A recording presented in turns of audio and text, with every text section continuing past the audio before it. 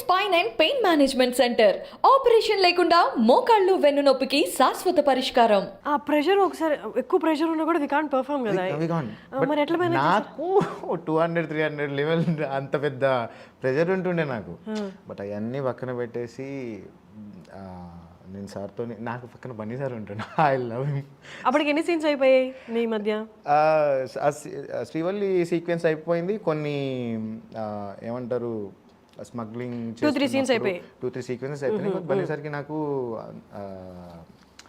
అంత బాండింగ్ ఇంకా రాలేదు. అది మెయిన్ బాండింగ్ రాకుండా ఎలా అంటే నార్మల్గా అంత పెద్ద స్టార్స్తో యాక్టర్స్తో చేసేటప్పుడు ఫస్ట్ వాళ్ళ ఎక్స్పీరియన్స్ మన భయపడుతుంది. ఇంకొకటి సెట్లో వాళ్ళందరూ వాళ్ళకి ఆ యాక్టర్కి ఇచ్చే రెస్పెక్ట్ ఇంకా భయపడుతుంది మనల్ని. వామ్మో సెకండ్ టేక్ తీసుకున్నామా అయిపోయి వీళ్ళందరూ ఏదో వీళ్ళని చూసినట్టు చూస్తారు మనల్ని. సో అంటే అక్కడ ఆ ర్యాప్ ఎలా సెట్ అయింది, ఆ చదువు ఎలా తీసుకోగలిగారు? అండి అది మారేడుమిల్లిలోనే సెట్ అయిపోయింది. సినిమాలో ఫస్ట్ సీక్వెన్స్ ఉంటుంది కదా, సార్ బన్నీ సార్ దగ్గరికి వెళ్ళి నేను ఇంకా ఫైనల్గా మాట్లాడాలి అని చెప్పి సారు గొడ్డలికి అడుగుతూ ఉంటారు. నేను వెళ్ళి మోంగడుకొని మచ్చా నీ తోడు ఉంటాం మచ్చా చెప్తాను కదా, నాకడే ఉందా ముక్కుబిడి తప్ప ఇలా అంటారు. ఆ సీక్వెన్స్ మీరు అన్నట్టు సెకండ్ టేక్ 2 టేక్ అన్నట్టు అని అంటారు కదా. సో అది లిటరల్లీ 10 టేక్స్ అయింది.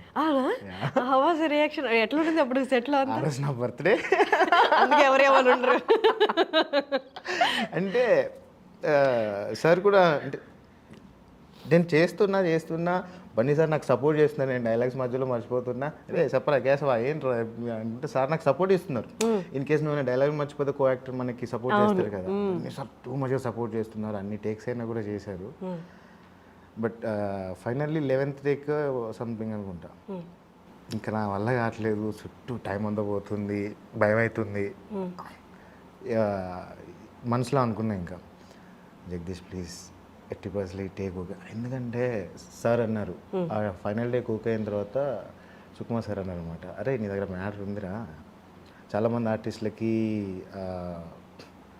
2-3 టేక్స్ అయినా 4-5 టేక్స్ అయినా కూడా మనసులో ఒకటి అవుతుంది, మొత్తం తగ్గిపోతుంది, చేయగలమా లేదా అనేది మొత్తం పోతుంది. ఆల్మోస్ట్ ఎంతో కొంత ఉన్నా కూడా సరిగ్గా పర్ఫామ్ కూడా చేయలేరు. మరి నువ్వు 11th టేక్ వచ్చిన దాకా కూడా నువ్వు ట్రై చేసి బాగా చేసావు, ఓకేరా అన్న. సో అక్కడ ఇంకా సెట్ అయిపోయింది. ఇంకా ఆ రోజు డిసైడ్ అయిపోయినా నెక్స్ట్ ఇంకా ఇలాంటిది రిపీట్ అవ్వకూడదు అనుకుని.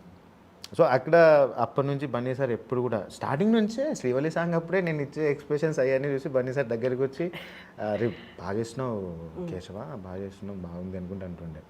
ఏది మధ్యలో ఓమ్ని వ్యాన్ మేము కడుగుతా ఉన్నప్పుడు వాటర్లో బన్నీ సార్ ఉంటారు, ఇట్లా చూసిందా అంటే చూడలే అంటాను నేను, అన్నాక బకెట్తో కొట్టేస్తారు కదా. సో ఇలాంటి మొంటేజెస్ అన్ని మాకు సార్కి నాకు అది కొంచెం సెట్ అయింది. మెయిన్ సీక్వెన్స్ వెళ్ళిన తర్వాత అది వేరే ఉంటుంది కదా, కట్స్ ఉంటాయి, మళ్ళీ చేయాలి, అది డైలాగ్ బై డైలాగ్ టైమింగ్స్ చూసుకోవాలి, అండ్ నన్ను చూసుకోవాలి, సార్ని చూసుకోవాలి, చుట్టూ ఏం జరుగుతుంది, ఎక్కడ కెమెరా ఎక్కడ ఉంది, దాని ప్రకారంగా యాక్ట్ చేయాలి కదా. సో వన్స్ ఒకసారి కమర్షియల్ స్పేస్కి వచ్చిన తర్వాత ఇవన్నీ ఆ సీన్ నుంచి అలవాటు అయిపోయింది. ఇంకా వద్దు జగదీష్ ఇంత చేయకు, ప్రాబ్లం అయితే, ఎందుకంటే టైం చాలా ఇంపార్టెంట్ కదండి. ఒక పెద్ద సినిమాకి మనం వర్క్ చేస్తున్నప్పుడు మేము ఎంత రెస్పాన్సిబిలిటీ ఉంటాం అనేది మెయిన్ మ్యాటర్. అంటే ఎన్ని టేక్స్ చేసినా ఫైనల్లీ వస్తుంది. ఏ ఆర్టిస్ట్కైనా పాపం ఇబ్బందులు పడతారు, కొంచెం భయం ఉంటుంది, వస్తుంది. సో ఆ నమ్మకంతోనే ముందుకెళ్ళిపోయా. బన్నీ సార్ ఎవ్రీవేర్ నాకు సపోర్ట్ చేస్తారు. ఈవెన్ దో నేను నాకు క్రేజీ సిచ్యువేషన్ చెప్తా. ఇప్పుడు ఎగ్జాంపుల్ సార్కి నాకు సీక్వెన్సెస్ జరిగాయి, ఒక సీన్ అయిపోయింది, మెయిన్ నాకు క్లోజ్అప్ ఉంటుంది, నేను డైలాగ్స్ చెప్పాలి, అసిస్టెంట్ యాక్టర్ కూడా చెప్పొచ్చు ఆ డైలాగ్స్. బేసిక్గా బన్నీ సార్ నా కోసం అక్కడ ఉండి ఆ డైలాగ్స్ చెప్పి కేశవ్ గారు బాగా చేయాలి, నేను చెప్తానని చెప్పి సార్ నా కోసం ఉంటారు అక్కడ ఉండి నా సార్ డైలాగ్స్ చెప్తే దానికి ప్రాపర్ రియాక్షన్ వస్తుంది కదా. అంత సపోర్ట్ చేశారండి బన్నీ సార్ నాకు, రియల్లీ హ్యాపీ. లాస్ట్ డే వరకు కూడా అంత సపోర్ట్ చేశారు నాకు. సక్సెస్ అనేది అంటే నార్మల్గా కొన్నిసార్లు దాన్ని ఆస్వాదించడానికి టైం పడుతుంది.